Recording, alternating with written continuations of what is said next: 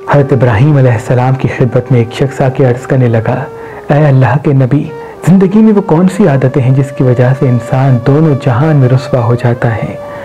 अल्लाह के नबी हज़रत इब्राहीम अलैहिस्सलाम ने फरमाया, जिस इंसान में 3 आदतें होती हैं वो दोनों जहान में रुस्वा होगा। तो पूछा गया कि वो 3 आदतें कौन सी हैं। हज़रत इब्राहीम अलैहिस्सलाम ने फरमाया, पहली आदत झूठ बोलना।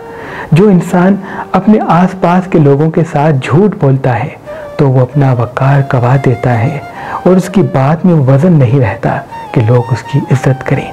और जैसे ही क़यामत में वो पहुंचेगा तो उसके चेहरे पे एक स्याही होगी और इसी से लोग पहचान लेंगे कि यही वो इंसान है जो ज़मीन पे झूठ बोलता था।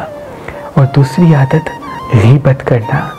जो इंसान अल्लाह की मखलूक की गीबत करता है, किसी के ऐब देखता है और उसको बढ़ा चढ़ा के दूसरों के सामने बयान करता है, तो अल्लाह पाक उस पर लानत भेजता है और वो ऐब जो वो दूसरों में तलाश करता है वही ऐब उसके वजूद में पैदा होना शुरू हो जाते हैं और यूं वो दुनिया व आखिरत में अपनी इज़्ज़त गवा देगा। और तीसरी आदत तल्ख बात करना है, बद अखलाक होके इंसानों से मिलना है, कड़वी बात करना है, किसी का दिल दुखाना है।